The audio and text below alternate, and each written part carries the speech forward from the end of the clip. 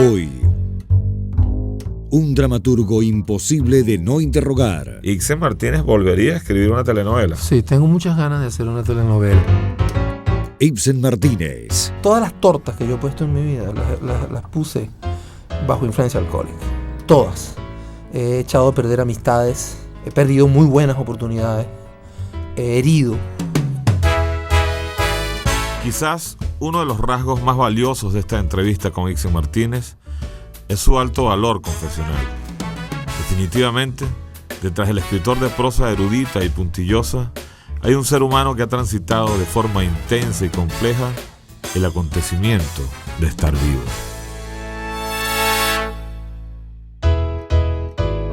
Primer acto. Caracas, 7 de la noche. Estudio de Onda, la Superestación. Retrato de un imposible. Hay personajes que existen en ese rompecabezas que es la sociedad, solo para agitar las aguas, para empinar el verbo, para desbrozar talantes y máscaras, para provocar y subrayar, para esclarecer y oscurecer a la vez. Son los intelectuales, una raza de prestigio que circula por los ductos más internos de la respiración de un país.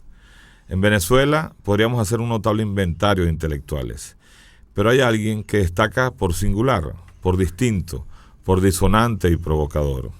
Se trata de Ixen Martínez, uno de los escritores más llamativos y vehementes del país, dueño de una inteligencia y un estilo irrecusables.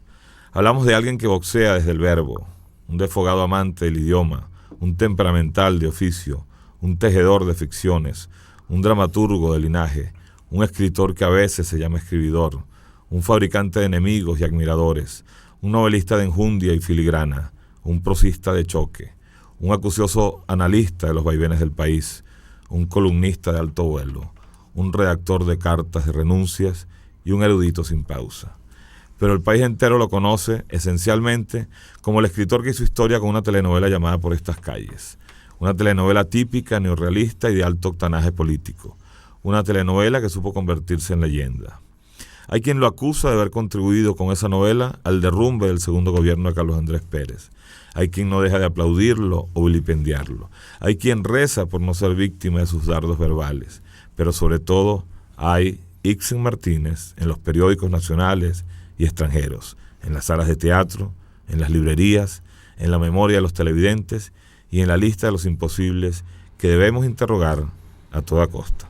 Bienvenido a Los Imposibles. Mil gracias, Leonardo. Me conmueven tus palabras y mil gracias por la ocasión de conversar con un auditorio que ya tienes cautivo, has cautivado tú con tus invitados y tus imposibles desde hace mucho tiempo y bueno, ya era hora de que tuviéramos una conversación así es. Con auditorio. Así es. Segundo acto. El salto de las matemáticas a las letras. Ixen, te voy a subrayar algunas definiciones que yo conseguí por allí de lo que es un intelectual. Ser intelectual es una forma de independencia, dijo alguien. El intelectual no reparte certezas, sino opiniones razonadas y fogueadas, dijo otro. Un intelectual es un hombre que no sabe cambiar un caucho. Y oye esta definición. Intelectual: individuo capaz de pensar por más de 2 horas en algo que no sea sexo. Eso es muy bueno. Me vas a decir las atribuciones de cada uno después de llegado el momento. Considerado todas estas opiniones, ¿te consideras a ti mismo un intelectual? Bueno, yo sí sé cambiar cauchos. Eso fíjate. Es algo es de paso una de las cosas que más hermana a los seres humanos. Chico, mientras decías eso, recordaba dos definiciones. Una es lo que Karl Kraus llegó a decir del periodista. Y quieras que no, yo eché los dientes en el periodismo, pues. No estudié periodismo, pero escribía en periódicos de trinchera después. Y he sabido que Karl Kraus detestaba el oficio y se descargaba mucho a los periodistas. Él decía, no tener una idea y saber expresarla, eso hace al periodista. Y uno como columnista de prensa sabe que es así, no tener una idea y poder expresarla. Y la otra, que es Gabriel Said, él tiene una definición de intelectual, concretamente de intelectual público. Dice Said, un intelectual es alguien que opina sobre cuestiones de interés público y B, obtiene el interés, la atención de las élites. Sin esa segunda condición, no es un intelectual, es un tipo que opina. Exacto. Y además este país está lleno de opinadores. De opinadores, ¿no? De managers de tribuna, entre los que me cuento yo, por cierto. Exactamente. Y por último, por supuesto, está el académico, pero yo no soy una ave académica y no creo. Yo creo que estoy a mitad de camino entre ese tipo que sin tener una idea logra expresarla y que en ocasiones atrae por lo menos la atención, si no que le hagan caso, la atención de las élites. Así es. Aparentemente tu decisión inicial no era en la vida la de ser escritor, sino la de ser matemático, porque entiendo que estudiaste matemática en la Universidad Central de Venezuela, ciertamente, ¿no? Muchos semestres, muchos de ellos como repitientes, y a estas alturas de mi vida yo creo ahora poder explicarme el porqué de esa decisión vocacional. No tuve quien me orientase. ¿No terminaste la carrera? No terminé la carrera. Okay. Se quedó conmigo la experiencia usedista. Mi caso es muy singular porque a mí me gustaba escribir o me llamaba la atención. Desde siempre. Desde siempre, porque mi madre era una gran lectora y una gran instigadora. Yo me imagino que equivale ya a la impudicia de la edad. Yo provengo de un hogar disfuncional y destruido por múltiples razones. Pues mis padres no eran unos padres que se bien avenidos, no eran unos esposos bien avenidos. Ambos eran grandes lectores, no se hablaban entre sí durante años. Bueno, mi madre era maestra en la escuela y mi padre era un tipo muy huraño. Yo pertenezco a los baby boomers, cuyos padres nacieron antes que el petróleo.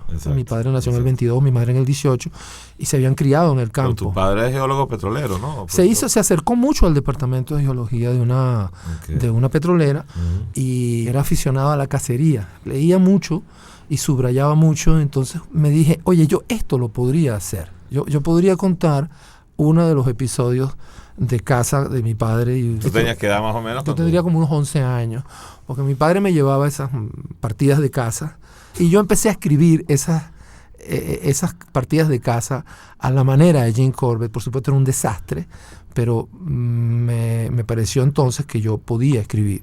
Y mi madre me sorprendió una noche tecleando en su vieja máquina de escribir que ella se había comprado alguna vez. Y fue muy cómplice conmigo, pues me dijo, mira, hay otras cosas además de los libros de cacería, hay huidobro, hay poesía, así empezó la cosa, claro. Pero siempre frustrado porque nunca pensé en mi medio que era posible, sobre todo para mí era muy importante la noción de vivir de la destreza de escribir. Yo no quería ser un abogado que escribiese en su tiempo libre, como creo quería ser un escritor. Quería ser un escritor, pero no sabía cómo hacerlo. A tiempo completo. Exacto. Tercer acto, la pasión por la dramaturgia. La primera forma en que te aproximas profesionalmente, por decirlo de alguna manera, a la escritura, es el teatro. Un género que tú mismo dices que es con el que te sientes más cómodo, ¿no? Que hoy día me doy cuenta. Exacto, en retrospectiva, ¿no? En retrospectiva. Ok. Tú debutas con Humboldt y Bonpland, taxidermista, en ¿no? el 81, por ejemplo. En el 81. Después hiciste un monólogo que fue célebre, que fue LSD, que lo hacía Lucio Bueno, ¿no? Nuestro queridísimo Lucio Bueno. Qué curioso cómo son las cosas. Héctor Manrique hace unos años me instó a que pensásemos en remozarlo, y el efecto neto fue Petrolero Suicida, porque me puse a darle vueltas y dije, no, sí, valdría la pena escudriñar qué ha sido de ese personaje en estos últimos 20 años. Y bueno, resultó que otras anécdotas y otras obsesiones confluyeron, pero sí fue seminal ese texto para mí. Te ha ido bien escudriñando tus antiguos personajes tantos años después, ¿no? Sí lo creo. Ahora, Ixen, ¿por qué la primera codificación de tu pasión por la escritura es justamente el teatro? Todo comienza para mí en la radio, en la antigua Radio Nacional, cuando era la emisora estatal y no la emisora de un partido. Y el programa se llamó Vaya la Ciguaraya. Era un programa de salsa.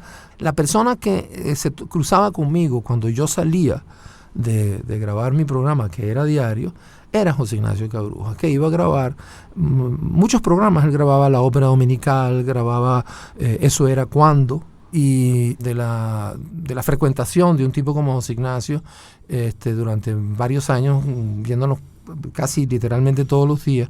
No, yo no digo que se desprendió una relación de discípulo y maestro, sino de gente interesada por los mismos temas.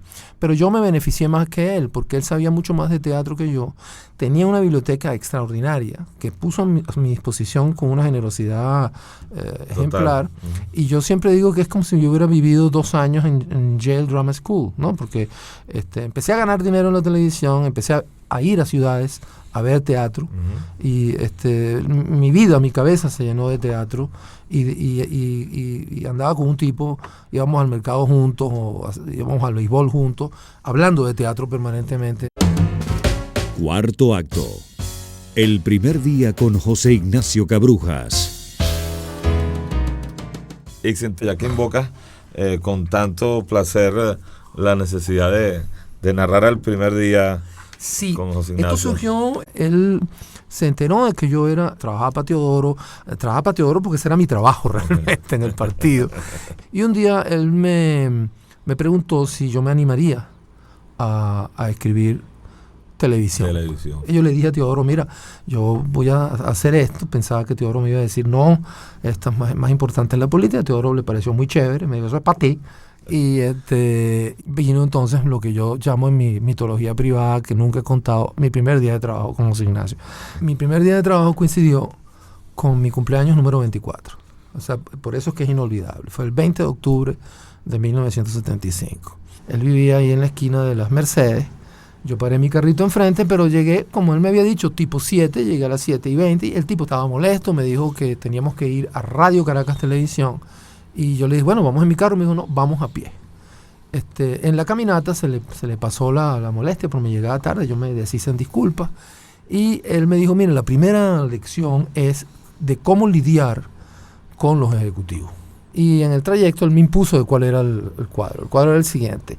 Todavía la industria de la televisión no se animaba a que un intelectual o alguien que se tuviera por intelectual escribiese las novelas estelares.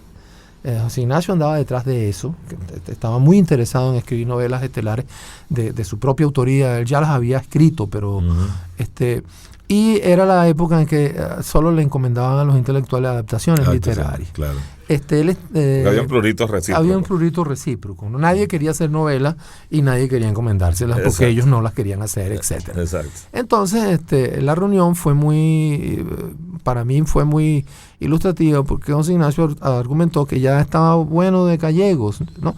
Y yo pensé, este debe ser de estos tipos como José Balsa, que no le gusta gallegos, ¿no? Eso pensé yo, ¿no? Y efectivamente, José Ignacio empezó a abogar por Guillermo Meneses ante los ejecutivos de Radio Caracas, ¿no? Le decían, mira, hay un autor que se llama Guillermo Meneses, que de una temática mucho más moderna, mucho más citadina, y empezó a abogar en favor de Campeones, de la novela Campeones. Y entonces ahí nada, eso fue, como dicen los gringos, un 5 minutes issue. Es una cuestión que en 5 minutos se decidió, eso es lo que vamos a hacer, Campeones. Y yo vi cuando uno de los ejecutivos alzó un teléfono y ordenó a Relaciones, no sé, a alguien que comprara los derechos de Meneses. ¿A quién hay que comprárselos?, preguntó el ejecutivo. Bueno, la señora Sofía Inver. Cuando salimos de Radio Caracas, José Ignacio me preguntó inolvidablemente, Martínez, ¿usted ha leído Campeones? Y yo le dije, pues mire, la verdad, yo he leído La mano junto al muro, pero yo no he leído Campeones. Y José Ignacio me dijo, yo tampoco he leído Campeones. Esto que yo les conté a estos tipos es lo que yo sé de oídas. Tiene una parada. Pues. Entonces, ahí me enamoré de José Ignacio, porque dije, es un malandro. Y dije, tengo 24 años y voy a trabajar escribiendo televisión, voy a ganar dinero, voy a escribir guiones.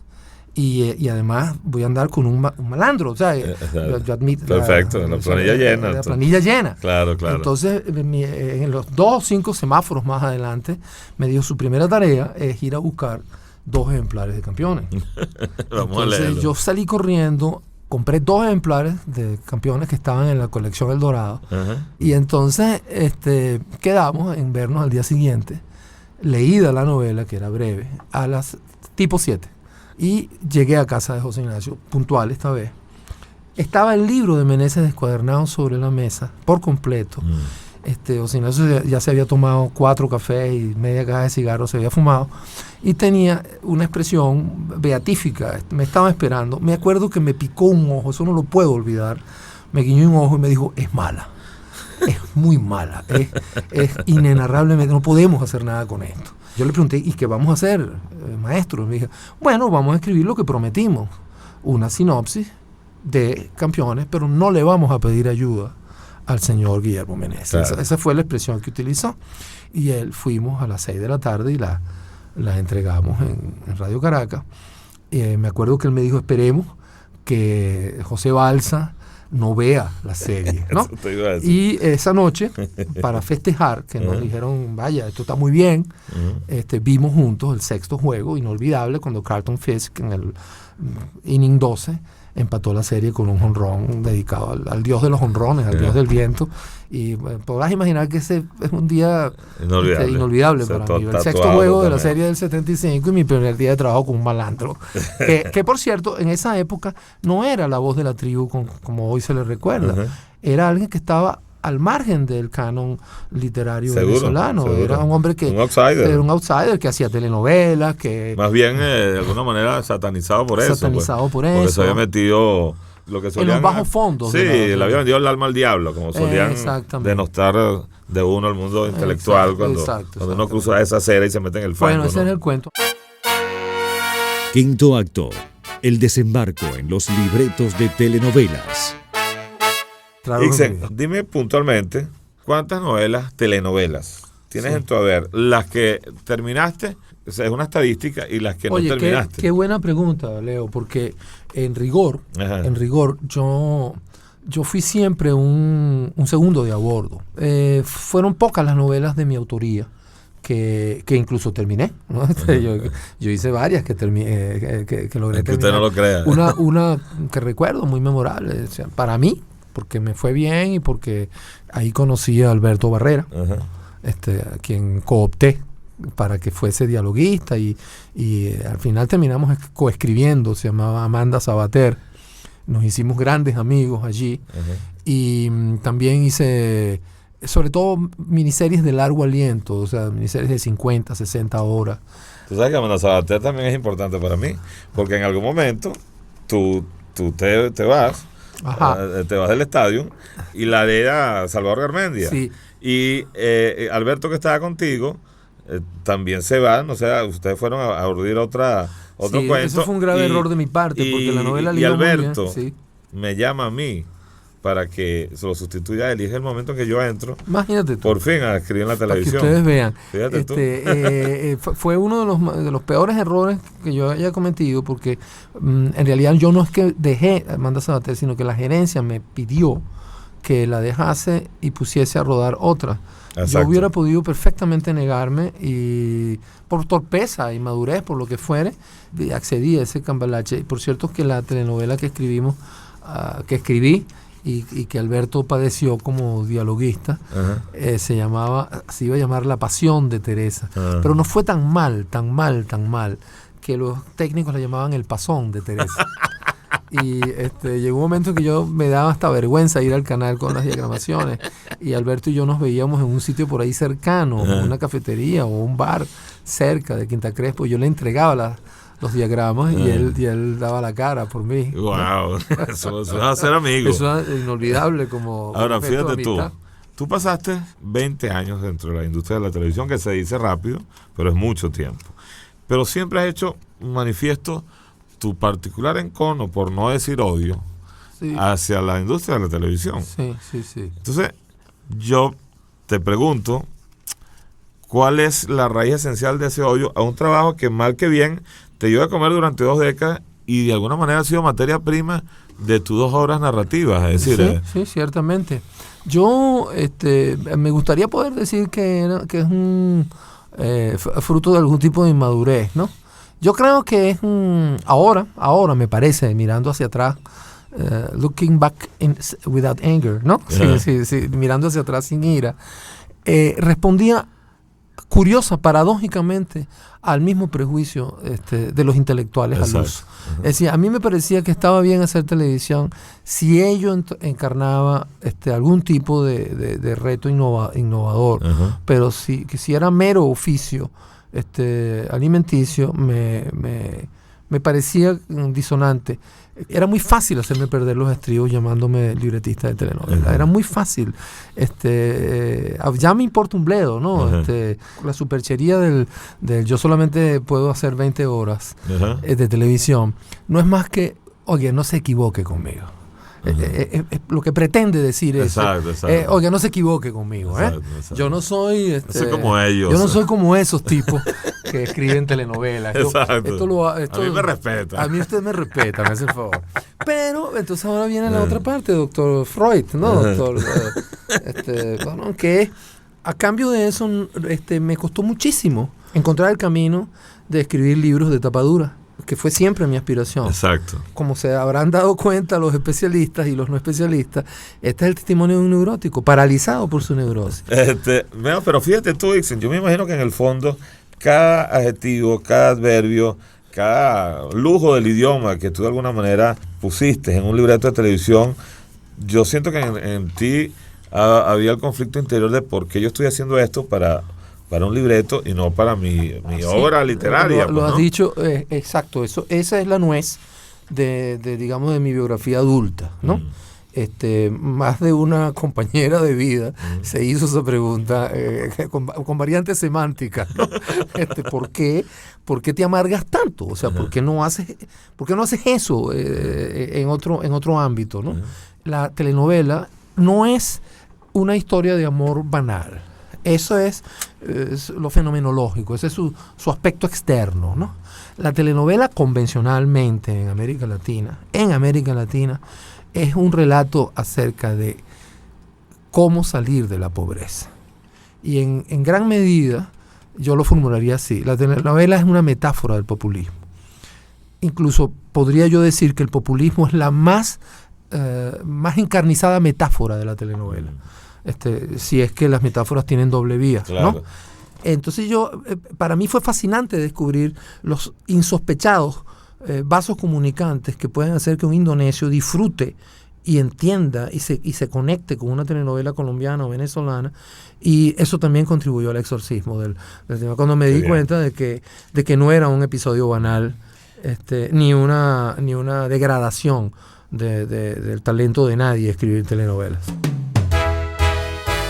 En la próxima parte. Todas las tortas que yo he puesto en mi vida las puse bajo influencia alcohólica. Todas. He echado a perder amistades, he perdido muy buenas oportunidades, he herido. ¿Un pequeño crimen que seas capaz de confesar? Fui cleptómano durante toda mi primera juventud. Cleptómano de perfumes femeninos. Para comunicarse con Los Imposibles, escríbanos al correo losimposibles@ondalasuperestacion.com, a nuestro Twitter, @circuitoonda, o a nuestra página web, www.ondalasuperestacion.com. Los Imposibles con Leonardo Padrón. Para comunicarse con Los Imposibles, escríbanos al correo losimposibles@ondalasuperestacion.com, a nuestro Twitter, @circuitoonda, o a nuestra página web, www.ondalasuperestacion.com. Y ya estamos de regreso con la segunda parte de la entrevista al escritor Ixen Martínez. Sexto acto. Por estas calles, la telenovela legendaria de Venezuela. Llama la atención la paradoja tremenda de que alguien tan conflictuado con el género haya hecho justamente una novela de ribetes históricos, ¿no?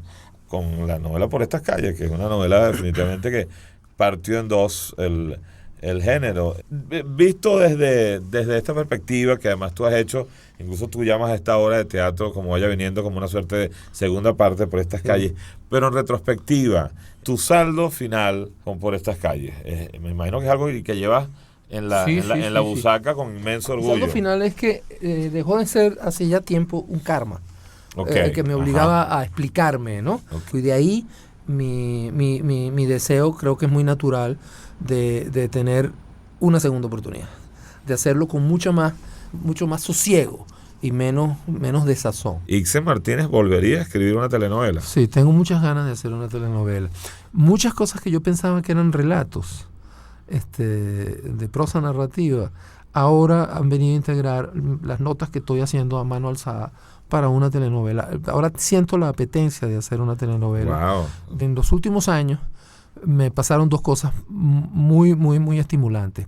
Una fue que la historiadora Inés Quintero escribió un extraordinario libro de divulgación sobre la hermana de Bolívar, María Antonia Bolívar.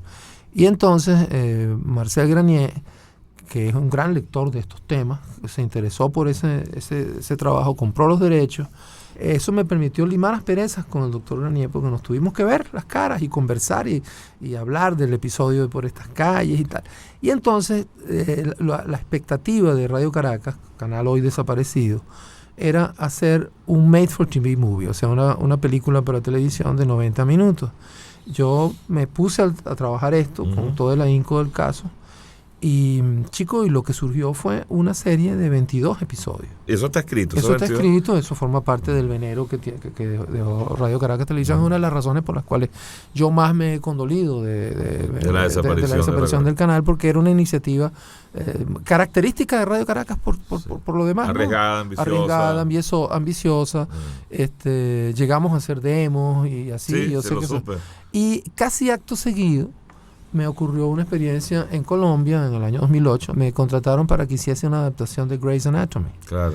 Adaptación que luego fue transmutada por el comprador final en una telenovela. Fíjate, tú has manifestado muchas veces que tú, a diferencia de otros colegas tuyos, tú sientes que no tienes la musculatura para el género. Eso es bullshit y eso no es butar. Tú sabes cómo lo vine a descubrir con una experiencia extroyectiva, casi psicoanalítica, que es ese monólogo, el stand-up. De cómo vayas viniendo. De cómo vaya viniendo, el espectáculo teatral que tengo con Franklin Virgües. Yo me sentí en la necesidad de explicarme, ¿no? Respecto de la aseveración, por lo demás peregrina, de que una telenovela formaba parte de una conspiración. Y entonces yo seguí un consejo de Héctor Manrique, el director de teatro. No improvises, escríbelo, apréndetelo y sométete a la disciplina de un director de teatro.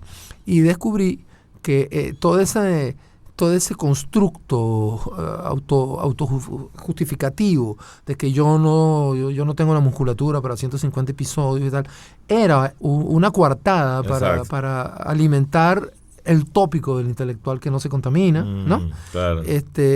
Y una noche, haciendo ese monólogo ahí, que en realidad es un introito jovial a la extraordinaria actuación que hace Franklin Virgües, descubrí entre el público a Marcel Granier, que fue para mí durante muchos años la encarnación del jefe, del propietario, del Big Boss, del Big Boss insensible, y estaba muerto de la risa. Ajá. Y después ya habíamos cordializado con antelación cuando el episodio fallido de la hermana de Bolívar, de la actividad principal. Y entonces me he terminado de sentir como liberado de esa superchería de consumo conversacional con el cual yo pretendí muy inmaduramente singularizarme respecto de los otros que escribían, que sí se sometían a ese yugo, como Leonardo Padrón, Alberto Barrera, etc. Y vamos a ser fidedignos con la historia. Tú muchas veces desde la tribuna de tu columna, yo se las dedicaba a ustedes. Te metías limpiamente contra nosotros, sí, con uno más énfasis con uno que con otro. Con otro. Y una vez un día me dijeron, oye, vale, pero ya basta. Y bueno, de amigos que nos escuchan, Leo y yo tuvimos que hablar del asunto. Yo tuve que hablar con Leo del asunto, porque un día no te molestaste, pero me dijiste, ¿pero por qué? ¿Por qué se inquina? Claro, sí, me pareció un poco gratuita. Yo no tuve una respuesta. La respuesta que puedo dar es esta. Son supercherías para consumo propio. Séptimo acto. La literatura, el destino deseado. Ixen, me encantaría que me hablaras brevemente de tus rutinas o tus manías con el oficio de la escritura. ¿A qué hora lees generalmente? Eso es interesante, porque cuando dejas de fumar y tratas de no entregarte a la tertulia que se prolonga, y tratas de ponerle un poquito de orden a tu vida, a mí me ha resultado desde hace casi 20 años muchísimo más provechoso escribir de madrugada, al despertar, cuando el inconsciente viene en mi auxilio, hasta bien entrada la mañana. Me refiero a la escritura de imaginación, e incluso el articulismo y lo que Vargas Llosa llama la escritura alimenticia. Cuando leo de noche. Leo sentado. Hace tiempo que tuve que dejar de leer echado. Y leo. Te vencía el sueño, pues, ¿no? Exacto. Y leo varias cosas a la vez. Un buen ensayo, alguna novedad literaria, y bajo de la red muchísimos artículos. Ixek, vamos a aterrizar en la novela mayor, que es definitivamente la vida. Tú viviste no hace mucho un episodio más tremebundo, que fue una operación de corazón. Yo tenía una malformación congénita que se llama estenosis aórtica, que es un ensanchamiento paulatino del callado de la aorta, que puede conducir a arritmias y a muerte súbita. La única cura es quirúrgica y consiste en implantar una válvula mecánica, una prótesis mecánica. Yo siempre digo que soy un tipo muy afortunado porque me tocó el mejor de los cirujanos que pueda haber en el hemisferio, en todo el hemisferio, que es Alexis Bello. El punto es que, aunque esto pueda parecer impúdico, el hecho es que yo perdí un hijo menor, muy pequeño, que murió de muerte súbita jugando al fútbol. Un niño de 7 años, más o menos. 9 años. Y justo en las semanas finales de la redacción de mi novela, el señor Marx no está en casa. Eso nos conturbó, bueno, te podrás imaginar, tanto a su madre como a mí. Y el postmortem arrojó que él tenía una malformación de esta índole, ¿no? Unas 3 semanas después, en pleno duelo, yo sentí una arritmia. Y la arritmia pues, me llevó a la mesa de operaciones. Ahora, entiendo que el procedimiento es, te abren el pecho. Sí, una operación de corazón abierto. Sacan el corazón, en algún momento lo sacan. Te abren en canal como un pollito, ¿no? Y te conectan a un respirador. Tu corazón está fuera de ti. Está fuera de ti, en una mesita. Exacto. Y yo me desperté en la sala de recuperación. Y dos ideas me vinieron a la cabeza. Yo quiero volver a hacer snorkel, algo que yo hacía mucho en mi juventud. Y yo quiero escribir libros. Hay que apurarse a escribir libros, ¿no? Y cuéntame una cosa, tú que has dicho últimamente y has dado pruebas que lo demuestran, que eres un hombre nuevo, porque tú has tenido una fama inmensa de ser un embarcador insigne, tú embarcabas históricamente a todo el mundo, eras un fabricante de enemigos a través de tus columnas, es decir, incluso como un provocador de oficio, pues, ¿no? Sí. ¿Tú sientes que tiene que ver justamente con ese momento, esa situación límite que viviste de la operación de corazón? Sí, en gran medida, por un lado, y por otro lado, es el alcoholismo. Todas las tortas que yo he puesto en mi vida, las puse bajo influencia alcohólica. Todas. He echado a perder amistades, he perdido muy buenas oportunidades, he herido. Y cuando empecé a cobrar conciencia, cuando cobré conciencia de que nadie te puede ayudar sino tú mismo, que tienes que tener esa virtud teologal que es la templanza, como que todo empieza a encajar. Yo no quiero aquí ponerme melodramático y decir que soy un candidato ¿no? Pero sí alguien que abusó durante muchos años de una relación muy mala con la bebida. Yo fui un desbaratabares, un tipo dispuesto a quitarme los lentes y ofrecer unas trompadas a la menor insinuación. Paraban como terminan esos altercados, que un tipo más grande que tú te pega más duro, ¿no? Claro. Y ¿de qué época estamos hablando? De unos 15 años atrás. Para mí 2 cosas que fueron en ese orden importante fue la conciencia de que la intemperancia no era una virtud, era algo aprendido, y que era alimentado también por el alcohol.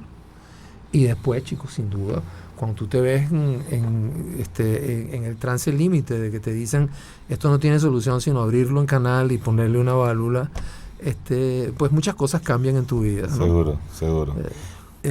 Y a mí me dio un infarto a los 36 años de edad. Un infarto que me busqué por intenso, porque me fumaba 4 cajas de cigarro, porque todos mis amores eran tóxicos, como y me dejaban como saldo unos despechos calcinantes. Ajá. Mucha gente se pregunta cómo es la vida amorosa de un escritor de historias de amor. Tú eres muchas cosas en la escritura, pero has sido un escritor de historias de amor. ¿Cómo sientes que te ha ido en ese tema? Desastroso. Yo tengo un nivel de bateo muy bajo, ¿no? A ver si me explico, para no alarmar a las admiradoras, ¿no? Yo diría que yo he tenido una vida amorosa y que he sido un chambón. O sea, que he sido no me puedo quejar de que cuando me he querido aproximar a las mujeres que me han atraído, he logrado aproximarme a ellas. Pero en rigor he tenido más vida galante que vida amorosa. Solo muy tardíamente en mi vida, pasado los 40. Más vida de cortejo, dices. De cortejo, de vida galante, llegué a tener la certidumbre. Una vez me pasó que la hija menor, una niña que entonces tenía 9 años, de Andy Duarte y Laura Otero, estábamos cenando juntos y me dijo, oye, mami dice que tú eres un solterón, le dijo, te sientas solo acá, ¿eh?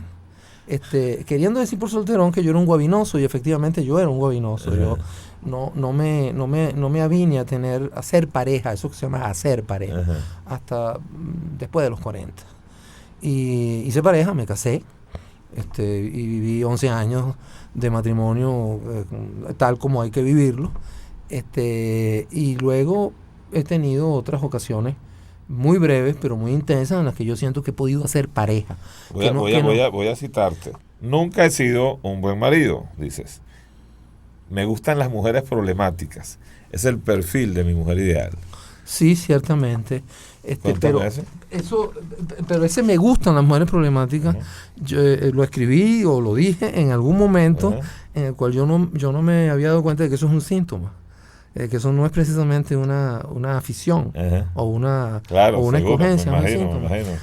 Al respecto solamente te puedo decir que ya las mujeres problemáticas dejaron de atraerme. En una frase, ¿qué es lo peor que han dicho de Dixon Martínez? Que soy un fracasado. Que no llegaré a ninguna parte. Eso es lo peor que han dicho de mí. Okay. Octavo acto. La banda sonora de Ibsen Martínez. La segunda emisión de su Noti. Agua. 6 meses sin agua. Para las Mercedes del Llano, les gritamos agua. Les gritamos agua. Pero les gritamos agua. Okay. Cecilio Mendigo. Oye, que no me habría imaginado, lo tengo pero grabado cantando. Y también en muchísimas películas en formato VHS que conseguí gracias a Mauricio Wallace. Kiko Mendive, para las generaciones más jóvenes que nos oyen, fue un actor muy popular en lo que ha sido el programa más exitoso del humor venezolano, que es Radio Rochela. Ciertamente. Pero además he descubierto por aquí, trajinando tu vida y tus proyectos, que tu tercera novela ronda alrededor de este personaje. Se llama Simpatía por King Kong. No sé si los melómanos que nos escuchan seguramente han oído un grupo cubano que se llama Vocal Sampling. Esa en realidad se apoya en una tradición muy habanera, que es la de hacer la onomatopeya de la tumba, del bongo y del quinto, y otros hacen el coro y la sección rítmica, todos con la boca. Ellos empezaban a hacer eso y Kiko improvisaba una canción dándole aliento a King Kong. Y decía: King Kong, no le temas al aeroplano enemigo. King Kong, no le temas al aeroplano enemigo, porque estamos contigo. King Kong, todos los Nietzsche, King Kong. Había una parte que decía: la rubia sí quiere y quiere contigo. Esa canción los llevó a un programa de de aficionada. No la premiaron por el marcado tinte racial, de reivindicación racial que había en eso, y pensemos en la Cuba de Machado. Pero el hecho escueto es que por esa vía, Silvestre Méndez y él llegaron a una revista musical que los llevó a México. Mi pregunta había sido originalmente, ¿cómo llegaste al mundo del espectáculo? Él lo llamaba la carpa, que es una expresión muy del México de aquella época. Y dice, bueno, yo llegué a la carpa con una canción así y asado. Esa canción nunca se grabó. Yo tengo una experiencia de la época en que hacíamos Campeones, José Ignacio y yo, de tratar de grabarla y meterla a machamartillo en una telenovela. Nunca fue posible, así que mi novela es la historia de una canción que nunca llega a grabarse. Pero yo le dije, ¿cómo se llama esa canción? Él me dice, bueno, no sé, era una canción de King Kong. Entonces yo le puse simpatía por King Kong en homenaje a nuestros Rolling Stones, y ese es el título del libro. Está muy bien, muy buen título. Vamos a ver este sonido. El lanzamiento, batazo por segunda, llega López, tira la primera, los Leones del Caracas son los campeones de la temporada 2009-2010. Los Leones. Por supuesto, no podíamos terminar esta conversación sin hablar de otra de tus pasiones, que es el béisbol, donde incluso amigos tuyos dicen que no es que tú eres fanático, sino que eres un teórico del béisbol. No, yo creo que son muy generosos conmigo. Lo que sí yo me he dado, lo que yo sí admitiría, es que mi relación con el béisbol es una relación literaria. Claro, porque entiendo que tú no necesariamente sigues la temporada. Yo voy a varios partidos. Pero por el ritual del juego, de repente. Por el ritual del juego. ¿Sabes el roster de que tiene ahorita Caracas? El roster que tiene ahorita. Sí, podría estar enterado de eso, pero prefiero, por ejemplo, los juegos nocturnos no muy frecuentados, porque la primera vez que yo fui al estadio fui con un primo mío que murió, que fue el que me enseñó, me dijo una cosa para mí inolvidable: las reglas del béisbol vistas de lejos parecen excepciones. Eso me pareció una cosa que como un aforismo, ¿no? Sí. Y íbamos mucho a un béisbol, el béisbol AA, que ya desapareció hace muchísimos años. En el estadio universitario, los partidos de pelota AA estaban llenos de conocedores, no de fanáticos, de conocedores que decían cosas que a mí me parecían muy, muy iluminadoras. Después yo me aficioné mucho a la literatura estadounidense vinculada al tema, y también a la gran literatura que en Hispanoamérica se ha escrito. Yo empecé a desarrollar una relación más detached, más intelectual con el béisbol, hasta el punto de que si alguna virtud yo le atribuyo al béisbol en nuestra actual coyuntura venezolana, la que vivimos hoy, nuestra discordia nacional, es que curiosamente en nuestra cultura, una de las pocas instancias en las que el venezolano está dispuesto a respetar las reglas del juego y respetar el dictamen del árbitro del béisbol. Es verdad. Y curiosamente es en ese ámbito donde la convivencia se deja ver de la manera más florida, pues, ¿no? Así es. Tienes toda entonces de ahí yo pienso que se podrían extrapolar muchas conclusiones, ¿no? Totalmente. Noveno acto. Ibsen Martínez, en pocas palabras. Una ciudad imposible de olvidar. Bogotá. Un miedo persistente. Los incendios. Un libro que te robaría 100 veces. Conversación en la catedral, de Mario Vargas Llosa. Una película. La pandilla salvaje, de Sam Peckinpah. Un error recurrente. No hablar a tiempo. Un paisaje tatuado en los ojos.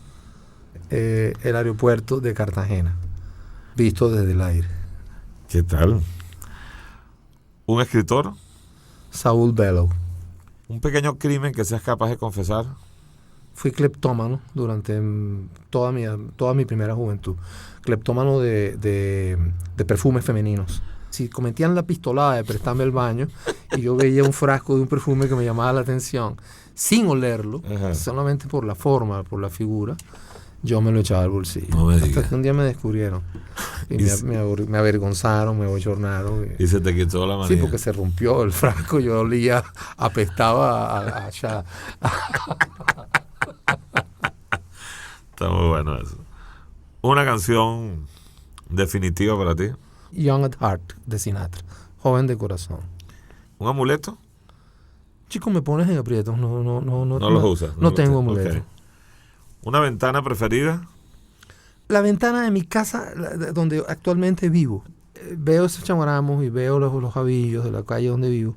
Y esa ventana yo no la cambiaría por nada. Qué bien. ¿Algún mandamiento personal? Nunca des explicaciones, no te quejes. Pero no te quejes tampoco. No des explicaciones, pero no te quejes. ¿Una muerte que te haya marcado? La muerte de José Ignacio Cabruja.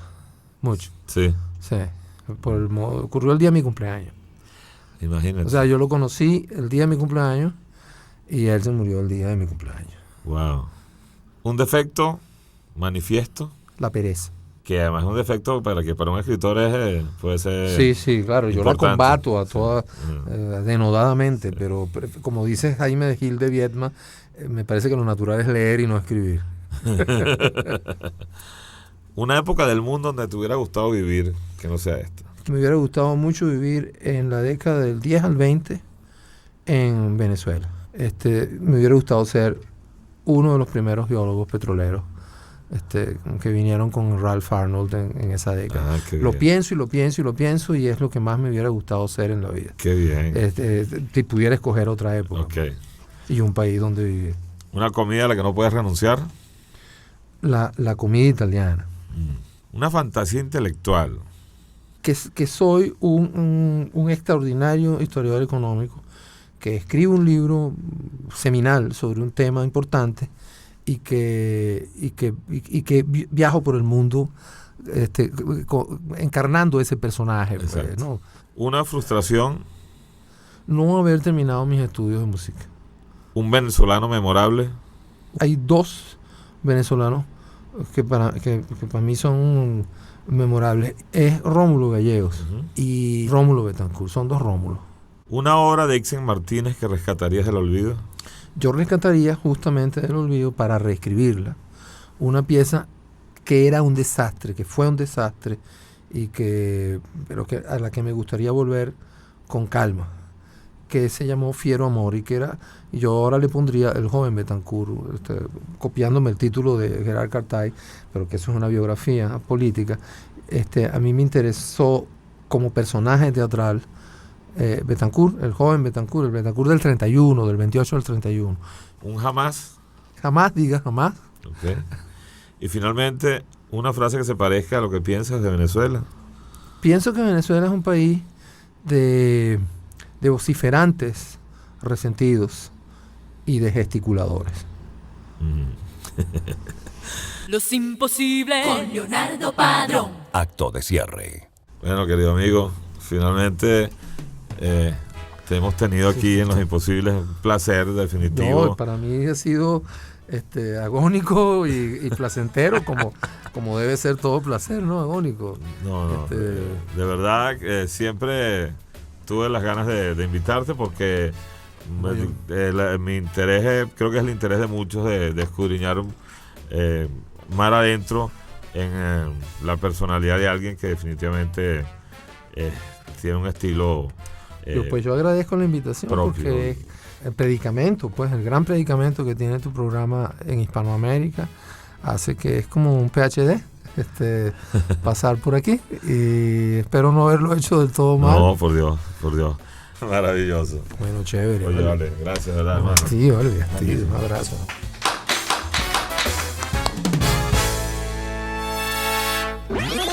Lástima que el programa no puede ser 2 horas para ponerla completa, pero claro, maravilloso. Claro. Los imposibles con Leonardo Padrón. Producción general, María Antonieta Lanz. Podemos terminar diciendo a dónde vamos tú y yo ahora cuando salgamos de aquí. Claro. Vamos a la presentación de la novela de Alberto Barrera Tisca, casualmente llamada Rating. Los imposibles con Leonardo Padrón. En los controles técnicos, Ramsés Oliveros. Edición y montaje, Freddy Tapia. Y quien les habló con muchísimo gusto, Leonardo Padrón. Por Onda, la superestación.